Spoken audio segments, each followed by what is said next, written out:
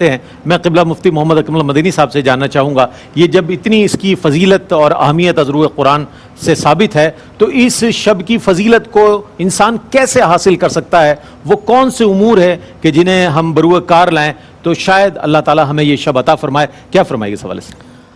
जी देखें, हमारे लोगों का ये जहन बन गया है कि वो ऐसी बड़ी रातों में फ़जीलतें तलाश करते हैं। कोई पेपर मिल जाए, 2 रकत नमाज़ पढ़ोगे 50 लाख की नमाज़ों का सवाब, 2 ये पढ़ोगे एक फ़रिश्ता पैदा हो जाएगा, पर झाड़ेगा, जितने कतरे गिरेंगे उतने फ़रिश्ते और पैदा होकर तुम्हारे लिए दुआए बख्शिश व मग़फ़िरत करते रहेंगे।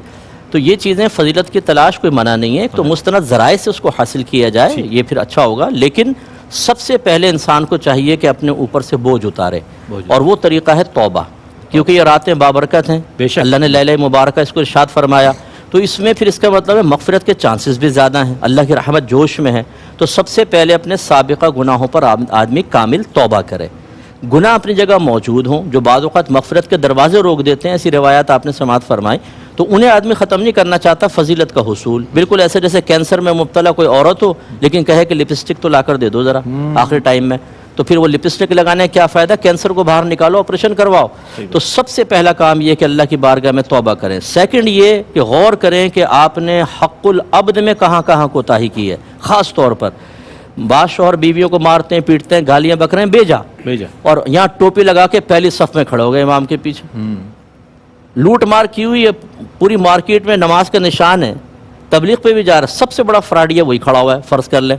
तो भाई पहले अल्लाह की बारगाह में तौबा तो करो, पहले ये जो लोगों का माल दबाया है वो माल तो दो, वरासतें दबाई हुई हैं। बिल्कुल सही फरमाया। और बच्चों की 2 बच्चों की उंगलियां पकड़ के पहले सफ में अब्बा आकर बैठ गए बयान सुनने के लिए। भाई तुम वो वरासतें तो दो अपनी बहनों को, अपनी फुफियों को, अपनी खालाओं को, वो नहीं दे रहे। ये हमारे यहाँ बहुत बड़ा वो है कसूर कि हम अपने एहतिसाब से गाफिल होकर और फिर हम फजीलतों की तलाश में निकल जाते हैं। दूसरी चीज़ ये कि हक़्क़ुल अब्द को फ़ौरन दें। इस तरह आपने किसी को नाराज़ किया, माँ बाप को नाराज़ किया हुआ है, आप उनसे बदतमीज़ी करते हैं, उनके सीने पर चढ़कर गुफ्तगू करते हैं, बीवी को पीछे करके माँ के सीने पर चढ़ के आंखों में आंखें डाल के उसकी कमज़ोरी का एहसास आप दिलाते हैं, और आप आ गए मस्जिद के अंदर इस रात के अंदर कि शायद अल्लाह मुझे रहमत ढाँप लेगी। नहीं ढाँपेगी जब तक वालिदा राज़ी नहीं होंगी। हदीस में सरकार ने फरमाया माँ नाराज़ हो तो जैसे भी उसको राज़ी करो, वरना अल्लाह ताला ना उसका फ़र्ज़ कबूल करेगा ना नफल कबूल करेगा। इन चीज़ों पर हमारी तवज्जो क्यों नहीं होती? इसके बाद जो है फिर जो है वो फजीलतों का हुसूल है, उसमें फिर आप नातिया महफिल में बैठें, उलमा के बयानात सुनें, इस तरह के प्रोग्राम सुनें, कुरान पाक की तिलावत करें, दुरूद पाक पढ़ें, तनव्वुअ के साथ इबादत को इख्तियार करें, मुख्तलिफ़ अक़साम की, ताकि नफ्स किसी एक इबादत के इख्तियार से बोरियत महसूस ना करे, कोफ्त का शिकार ना हो जाए। जितनी खुशदिली से इबादत होगी उतना बेहतर है। बेहतर ये होता है कि मगरिब के बाद थोड़ी देर सो जाए आदमी, इफ्तार करके सो जाए, फिर उठ के जब तरावी वगैरह पढ़ के चाको चबंद होकर पूरी रात इबादत। हमारे यहाँ बाद ये भी होता है कि मस्जिद में बैठे हुए हैं, वहीं गलती हो गए, अब वहाँ पे वही फजीलतें चल रही हैं, नवाफिल चल रहे हैं, वो बाहर खराटे ले रहा है, फिर वो उठ के कहता है चलो कोई बात नहीं, मस्जिद में रात गुजार ली, बड़ी बात है। भाई बड़ी बात तो है, तुम्हारी अजमत को सलाम, लेकिन इस मुबारक रात में आपने लेट के गुजार दी। नबी करीम ने फरमाया कि मन हुरिमा फ़ीहा फ़क़द हुरिमा, जो इस रात में महरूम किया गया वो यकीनन महरूम किया गया। तो फिर इस रात को ज़ाया ना करें, खुसूसन वो लड़के जो धाबे पे बैठकर कह लगा रहे हैं उल्टी सीधी बातें, फिर कहा चलो यार आखिरी वक्त में थोड़ा सा मस्जिद में भी चले जाते हैं क्योंकि अब बयान होगा और उसके बाद फिर वो ऐसा लंगर और न्याज तकसीम होने वाली है जिसकी रूहानियत से इंशाअल्लाह हम फ़ौरन साथ में आसमान तक पहुँच जाएंगे। ये भी लोगों का जहन बना हुआ है, न्याज खाओ अंदर बाबरकत हो जाएगा, यकीनन होगा, इसका मैं इनकार नहीं करता हूँ।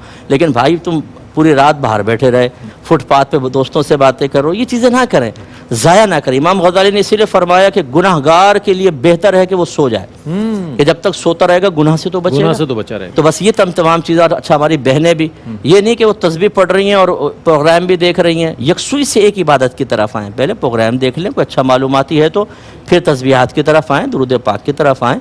और खुदारा जो आपस में घर के झगड़े किए हैं, आखिरी बात है बस ये, उन सासों से मेरी गुजारिश है जिन्होंने बहुओं पर ड्रोन अटैक किए हैं, और उन बहुओं से मेरी गुजारिश है जिन्होंने छुपकर तीर के वार सासों के ऊपर किए हुए हैं, एक दूसरे से माफ़ी मांग लें प्यार मोहब्बत से। ये रात दिल में कीना रखने वाले के लिए हो सकता है बाइस मग़फ़िरत ना हो सके, दिलों से कीना निकाल दें, प्यार मोहब्बत का माहौल बनाएं, इंशाअल्लाह मग़फ़िरत हमारे कदम चूमेगी इंशाअल्लाह। अच्छा सब बाज़ लोग ऐसा भी हमने देखा है कि मसाजिद में ताक़रातों पे होते हैं, एक मजमा होता है, जनाब एक साहब उठते हैं आज ही शब कदर है, नसीब हो गई है, मुबारक हो, इस तरीके से भी वो फिर वो जनाब वही शाह साहब मोतबर कहलाते हैं, इन्होंने कह दिया आज शब कदर है जनाब, लोग बेफिक्र हो जाते हैं हमें नसीब होगा। बिशारतों का बड़ा सिलसिला है, जिनमें से इसमें बता रहा हूँ। 97 नाकाम होती हैं, 3 कामयाब हो जाती हैं। लेकिन वो पीर साहब के वो मुरीद वही उठा लेते हैं 3 के, वही मुरीद पीर साहब ने पहले कह दिया था।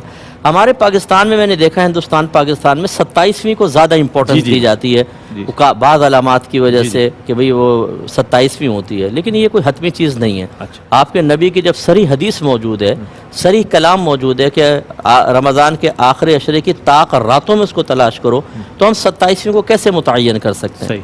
और अगर कोई पीर साहब फ़र्ज़ कर लें वाकई को शेख कामिल हैं और उनको इल्हाम हुआ या उन्होंने अलामात के ज़रिए कोई बयान कर भी दिया, तब भी वो हमारे लिए दलील और शरई हुज्जत नहीं है।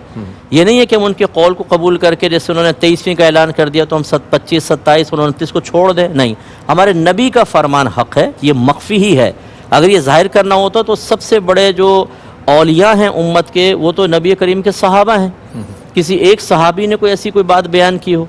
ये बहुत अरसे बाद जो है वो ऐसे लोग पैदा हो गए हैं कि जो सहाबा तक को हासिल नहीं हुई बात चीज़ें, वो कहते हैं हमें हासिल हो गई। तो ये चीज़ें सही नहीं होती हैं। आप हर रात इबादत करें, और ऐसे हजरात से भी मैं गुजारिश करता हूँ कि अपने मुरीदीन को ना मतलब किसी रात की फजीलत से महरूम करवाएं। अगर आप ऐलान कर देंगे आपकी वाह तो हो गई, लेकिन फ़र्ज़ कर लें वो रात नहीं है और अगली ताक रातों में है, तो आपने तो अपने मुत्तबईन को बेचारों को महरूम करवा दिया ना। बिल्कुल। इसका वबाल किस पर होगा? जिसके दिल में खौफ खुदा होगा ना, वो कभी ऐसी हरकत नहीं करेगा। ठीक, बहुत अच्छी बात आप